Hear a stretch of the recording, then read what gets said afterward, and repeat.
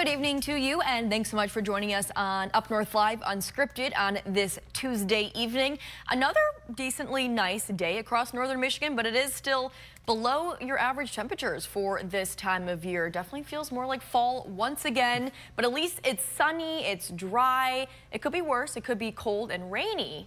But it does sound like we do have some rain coming our way, right, Joe?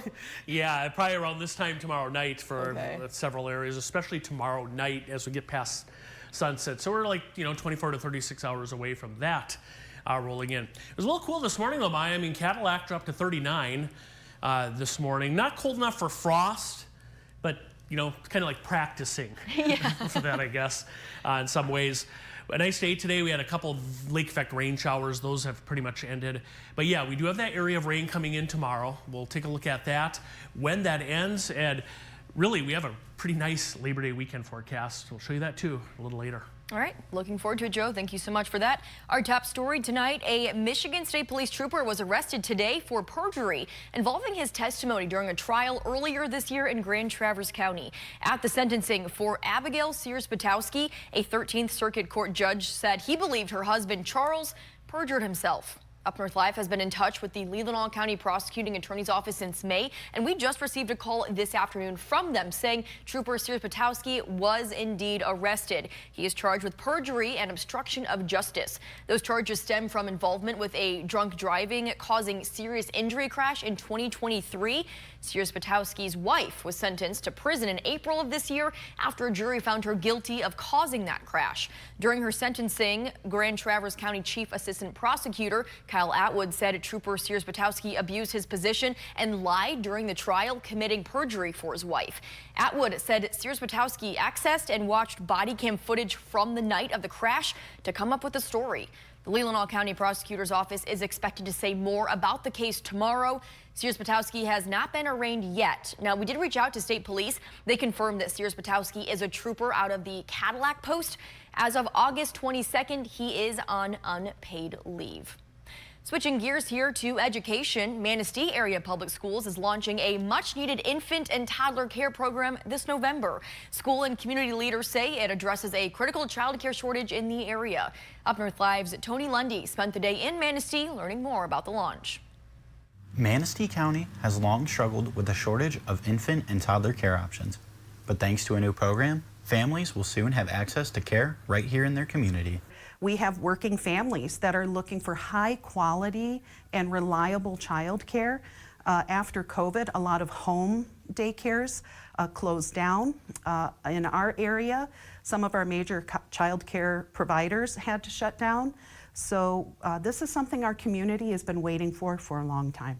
The Manistee County community, like communities across the region, Michigan, and the nation, is facing a shortage of child care supply. And it's negatively impacting our families, of course, but also employers and generally the economy. The new infant toddler classrooms will open in November with room for 4 to 8 children at the newly renovated former Madison Elementary building. Families can expect a sliding scale tuition ranging from $825 to $1,100 per month based upon family income, with a required 4-month commitment.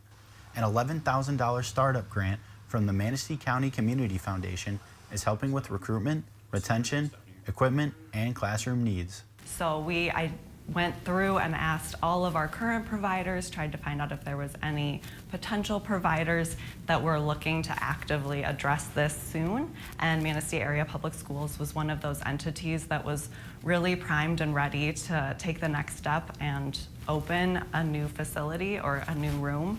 This effort is part of the broader Raising Manistee County Coalition, a group focused on closing the child care gap in the area. The renovated Madison Elementary will offer classrooms and playground space designed specifically for the youngest learners, a fresh start for Manistee's newest Mariners. We're looking forward to having a loving, caring atmosphere for all of our infant and toddlers, exploring new licensing guidelines that now we get to open up a little bit more with, maybe some outdoor activities with the kids, and we will just be able to provide that care that is so much needed. Applications are now open for the infant and toddler program. There's currently a waiting list. In Manistee, Tony Lundy, Up North Live News.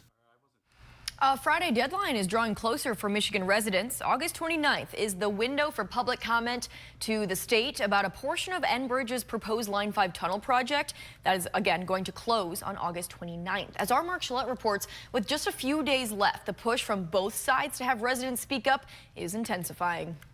To shut down Line 5 and reject the Enbridge tunnel scheme. They're urging Eagle to grant the permits necessary to begin construction. Two very different messages being sent to Lansing in regards to what should happen next in the Straits, but both sides urging a last-minute push from the public. This proposed tunnel scheme is rife with geotechnical shortcuts.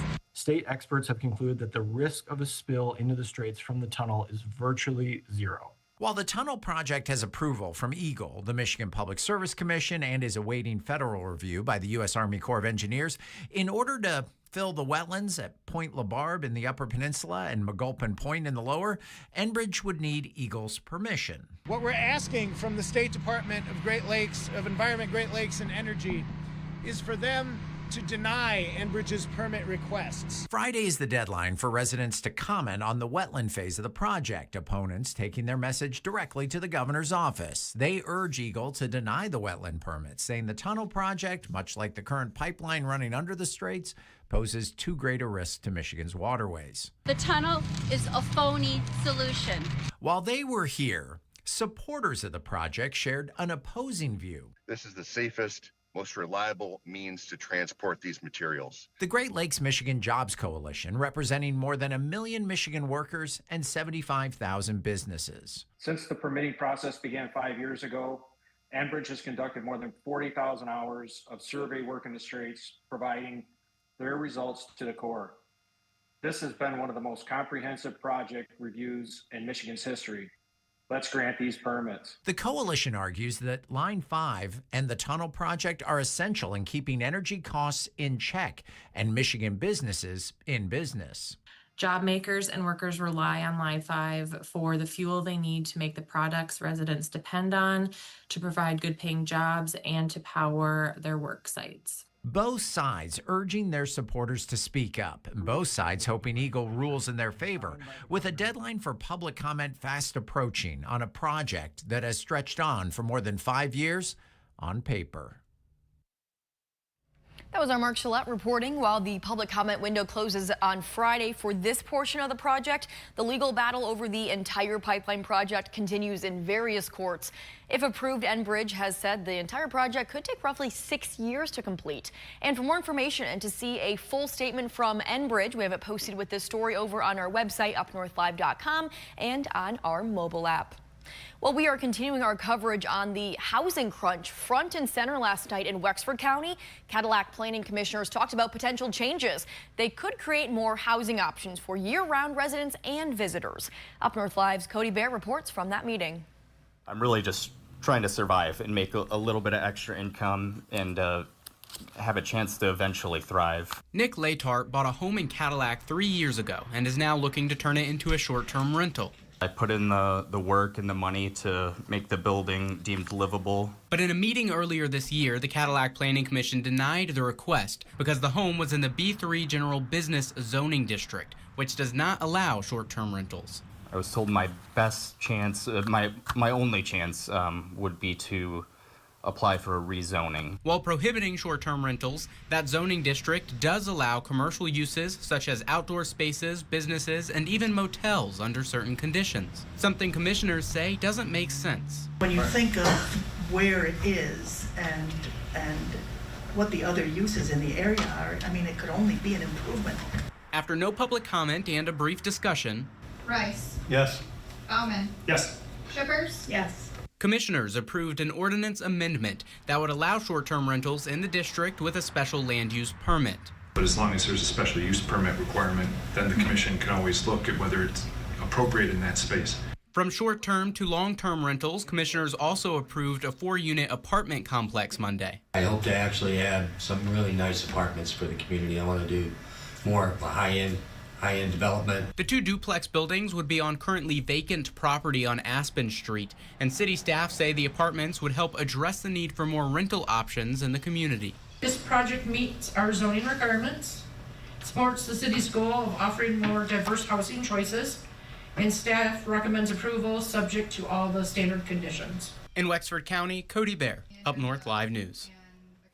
Well, looking ahead to the school year, some students started school this week. Others will start next week. And there was a bill that wanted to restrict cell phones in schools, but it didn't pass. So now some districts around the state are adopting their own cell phone policies. Tiana Barnes spoke with students and staff at Paw Paw High School about their cell phone policies. It's no secret that phones can be a distraction for students. They take away their attention, they create anxiety that just keeps them from really focusing on what we want them to be involved in most, and that's instruction and their academics in the classroom. Paw Paw School's superintendent Jeremy Davison says he and other administrators saw a lack in engagement from high schoolers and took action to disconnect their phone-prone pupils. A year into the policy, which prohibits students from their phones except at lunch, Assistant Principal Tracy Durhammer says she's overwhelmed with positive results. In the beginning, there were days that I jokingly told the kids that my office looks like the Verizon store because I had so many cell phones in there. After just 2 months, staff celebrated a day without having to take any phones. When you set clear expectations for kids, kids will rise to those expectations. According to Durhammer, about a third of students had at least one cell phone violation, and only a third of them broke the rules a second time. And although phones are allowed at lunch, some students opt out. The administrators that supervise lunch, we looked around one day and we're like, do you realize that we see kids talking to each other? Some kids don't even grab their phone and take it to the lunchroom with them.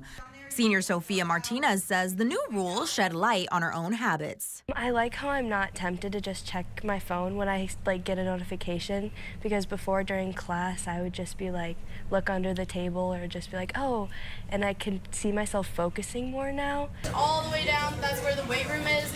Guiding freshman orientation, Martinez and Cassidy Durhammer lead by example, their own phones out of sight as they take new students on tours. It may seem like awkward or frustrating at first that there's this policy, but once you start doing it for a week or a day or a month, you kind of get used to that pattern of, I don't need my phone to have fun and interact and be fully in with my schoolwork. Principal Southworth says the decision wasn't just about discipline, but protecting classroom time. We only get them for 7 hours a day, which seems like a lot, but really it's not, so there's just so many dangers of having the cell phones that that we feel we've helped mitigate by taking them out of the classrooms. That was Tiana Barnes reporting, and Representative Tisdale says he plans to strengthen his bill and is offering to visit Michigan classrooms to discuss the topic with students. All right, switching gears now. Today is a very important day. In fact, it is the biggest event of the year for man's best friend. It is National Dog Day, right in the middle of the dog days of summer. Dogs give their owners so much in comfort and unconditional love, and this is a perfect day to treat your pooch to maybe an extra walk, a grooming, or maybe just an extra treat. National Dog Day was founded 2 decades ago by animal rescue advocate and dog trainer Colleen Page. She has founded several animal-oriented recognition days to raise awareness about the plight of animals and encourage adoption. And the date of August 26th is personal for her. That's the date her family adopted their first dog from an animal shelter when Page was 10 years old. Well, let's take a look at our question of the day related to National Dog Day. If you have a dog, how much money do you think you spend on your dog or dogs per year? Scan the QR code on your screen right now. That'll take you over to our website where you can vote, and also leave a comment on our Facebook page. We'll take a look at those results at the end of the show. And there is my sweet boy Freddie. Let me close this. Oh my goodness. Yep, that is my little nugget, my best friend. I spent a lot of money on him. I'll tell you more about that later. Let's take a quick break. Joel will have much more on your forecast coming up next. I'm Jada Johnson from Big Boys TV, and the Fish and Game Report is sponsored by Johnson's Propane.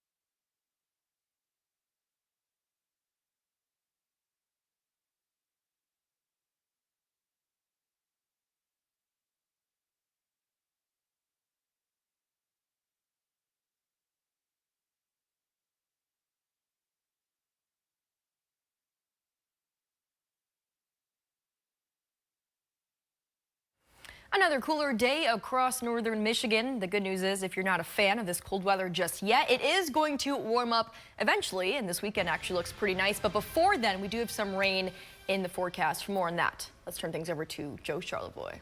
You know, I was just thinking just now when you were talking, like, can you believe it's Labor Day already coming up? Oh, I cannot. This like, summer is just flying by way too fast. I know we say it every year, Every but year. It just seems to accelerate. Yep. Let's take a look. We went to Interlochen today, our UpNorthLive Skyview drone overhead. Late August afternoon there. That's in Grand Traverse County. Beautiful view there, either Duck or Green Lake, and you can see the few puffy clouds. We did have a couple very hit and miss lake effect rain showers today, but much of the area was dry. It was a nice day after starting off a little cool. Let's go to Cadillac. This is right now, 63 with a partly cloudy sky. Wind out of the north. Cadillac is an area tonight. We'll probably end up around 40. Now, last night, it was one of our colder spots. These were the overnight lows last night, just to show you how cool it was. And Cadillac did get down to 39. And then even parts of Antrim County, you see a little bit of that blue shading there between Bel Air and Boyne Falls, where we did have upper 30s, although there was no frost. And I don't think we're going to get any tonight either.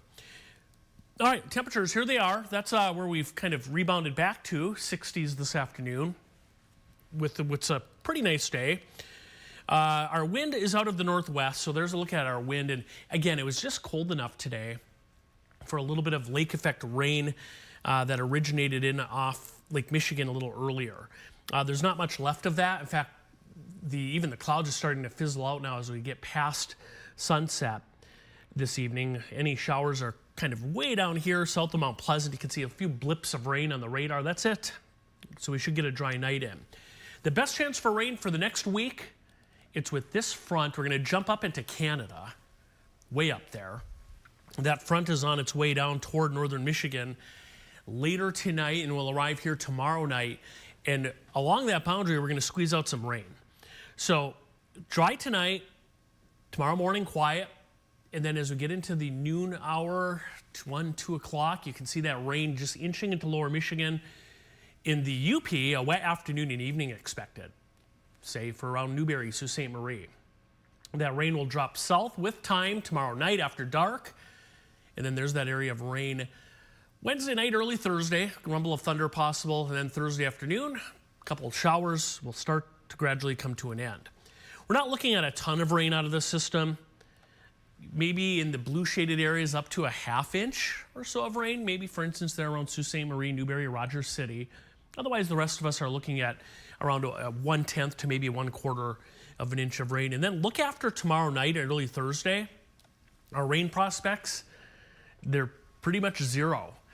Friday through Labor Day weekend into Monday. So we have a dry stretch of weather coming up. All right, the extended forecast right through Labor Day, which is next Monday. Showers ending Thursday, and then look at that, 70s, comfortable. It won't be all that hot or humid either, just a very nice stretch Saturday, Sunday, right into Monday, Maya. Looks like a perfect weekend weather-wise. It does. All right, Joe, thanks so much. Let's take another quick break, but we will check in with Sports Director Harrison Beebe and sports coming up next.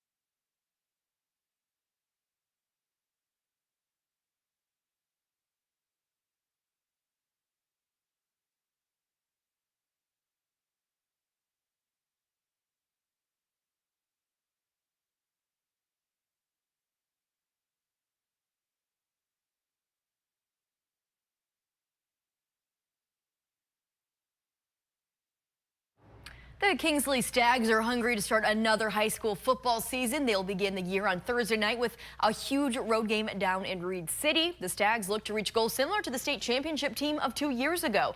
But before we get to opening night, sports director Harrison Beebe has a conversation with co-head coach Jason Morrow and a few of his seniors. Only a few teams that get the chance to ultimately celebrate in the end, as you guys well know. But what did last year's experience come like? Not that those guys felt like they let the team the year before down, but just, knowing what the team is capable of. What was that like to roll over from last year down to this year? Yeah, I think from the moment we were in the locker room after the game where you could hear a pin drop, I just think it burns in you, And so just from a competitive standpoint, you don't want to have that taste in your mouth again. We have a great group of seniors that are incredible leaders and great kids. And I think that they understand, being sophomores on that run, they understand what's at stake, and this is their last go-round. So they've done a phenomenal job of taking the juniors, the sophomores, and the freshmen and really gelling everybody together. Really happy with those kids. Last year's group kind of always had that state finals run still all over them, but this year's group kind of has their own they're template hungry. to really work with and establish their own legacy. And I'm sure, in a weird way, that's kind of a nice little thing to lean back on as well. Yeah, I think we're hungry. I think we understand where we're at in terms of, St. Francis is now in D6. You have Boyne City in D6, us in D6, Reed City, Manistee. There's so many schools in our area that are so strong. I said this in the paper the other day, but it's something where, if you can win a district championship, then you have a shot to make a run to Ford Field. So, that's what we have to do. We have to take care of what's in front of us, and Reed City is really, really good, and they're week 1, so that's what we're focused on. We were both on the state championship team, and we know those guys, and we know what it takes. And it's nice. We have that clean slate. We're ready to go. We know what it takes and what we need to do. That's really just what we're working on. It's nice to not have the pressure, but sometimes we also like the pressure because it helps us perform. Last year was a big wake-up call, that you go there, you win. Next year, last year, it's not like, we thought it was easy or anything, but maybe you're like, oh, we're going back. But now it's like, no, you have to work to get there. We're going to take another quick break, but we'll check out our question of the day, live results, and read a few of your comments straight ahead.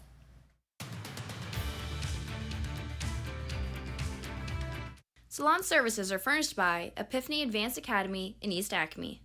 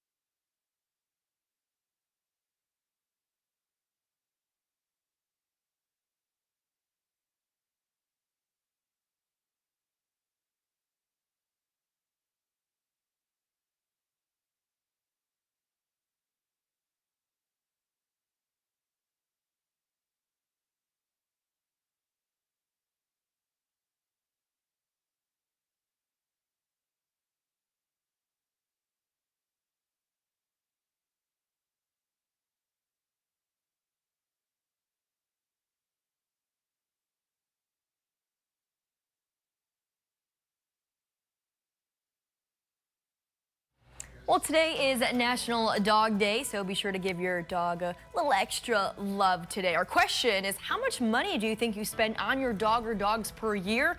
60% of voters say $1,000 or more. Ain't that the truth? Having a dog, not cheap. Over on Facebook, Valerie says at least $1,000, but he is worth all of the money in the world. Linda says at least $2,000 to $2,500 with vet visits and prescription food. A lot of people are saying at least $1,000. Carrie says, I have a senior dog on a special diet, so it adds up. And Leah says as much as needed to keep her happy and healthy. That's all you can do, Leah. Thanks so much for commenting and voting on our question of the day and joining us on Unscripted tonight. We hope to see you back here at 11 o'clock.